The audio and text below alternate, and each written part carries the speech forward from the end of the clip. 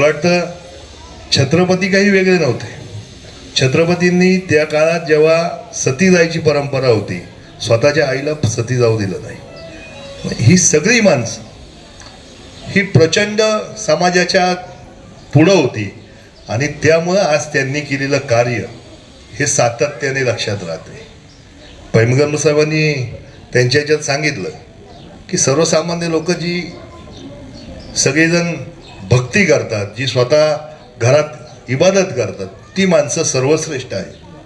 आणि सर्वसामान्य लोकांचं दुःख जाणणं, सर्वसामान्य लोकांची पीडा जाणणं आणि त्यासाठी मदत करणारी ही त्यांच्यापेक्षा श्रेष्ठ आहे.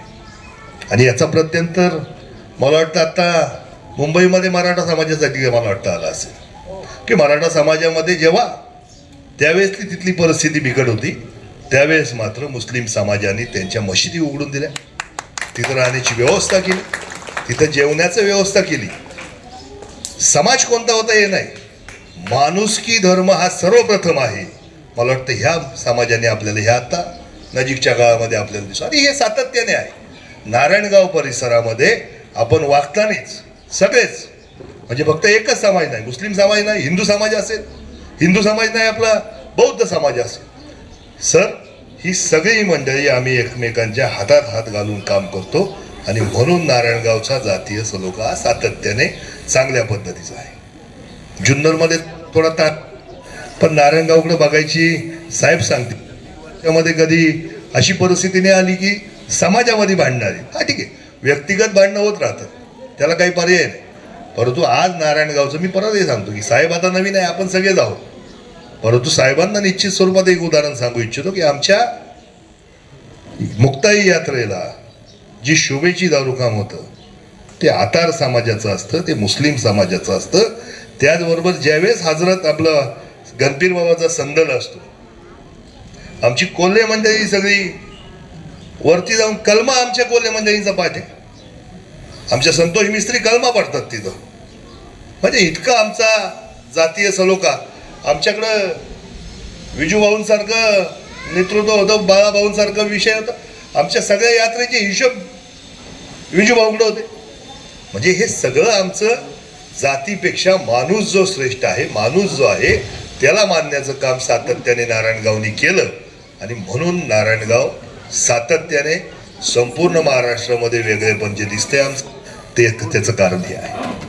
आणि मला वाटतं आज ह्या आरोग्य तपासणीच्या शिबिराच्या निमित्ताने आपण सातत्याने अनेक शिबिरं घेत असतो.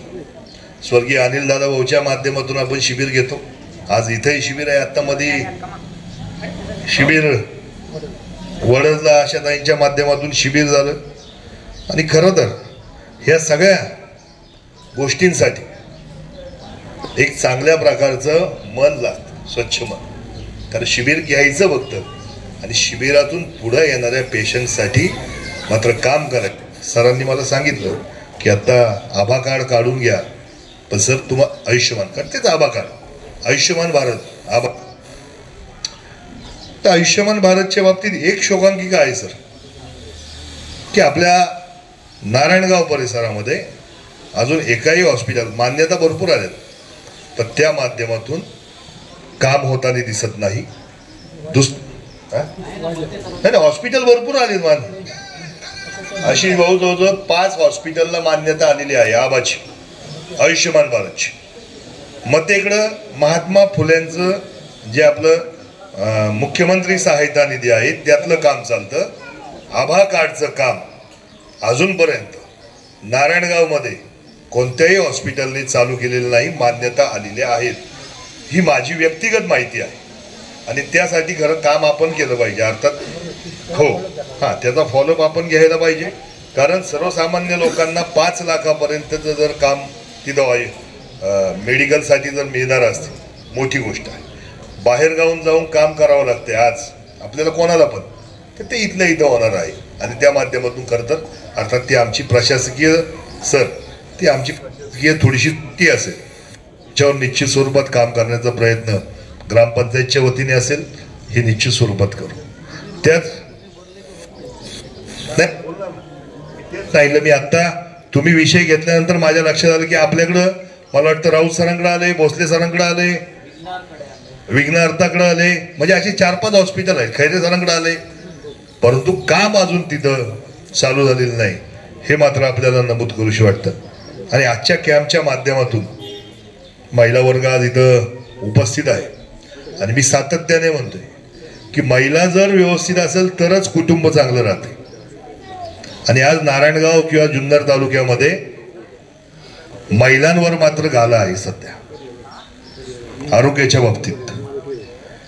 म्हणजे जबाबदारीने आणि जाणीवपूर्वक म्हणतोय की 10व्या 11व्या 15व्या महिलेच्या मागं एखादी महिला ही कॅन्सरग्रस्त असू शकते आणि त्यासाठीचं खरं तर निदान आजच्या ह्या शिबिरामध्ये, कारण त्या दिवशी आपण महिला तपासल्या जो 60 महिला त्यांची तपासणी पुढे पाठवली आणि त्यातल्या 6 महिला ह्या पॉझिटिव्ह निघाल्यात सर.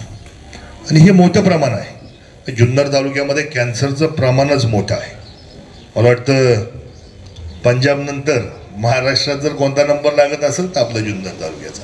अर्थात याच्यासाठी थोडंसं सेंद्रिय शेतीकडं लोक जाणार नाही, तो नंतरचा भाग आहे, आजचा विषय नाही. परंतु तरी सुद्धा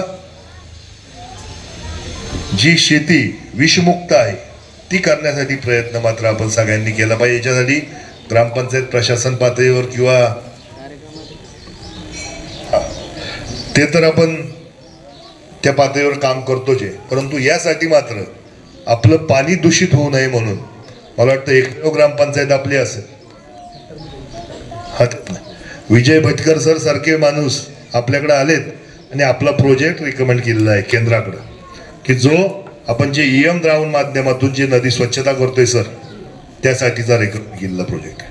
हे सांगायचा उद्देश हाच आहे की आरोग्य शिबिर आपण घेऊ पण त्याचं मूळ आपण शोधलं पाहिजे आणि मुळापर्यंत जोपर्यंत काम होणार नाही तोपर्यंत आपल्याकडे कॅन्सरचे जे पेशंट आहेत त्याचं प्रमाण कमी होणार नाही.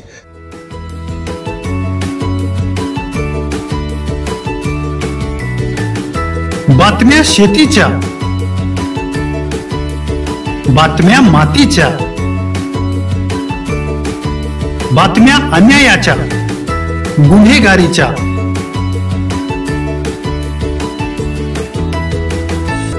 राजकारणाच्या आणि समाजकारणाच्या,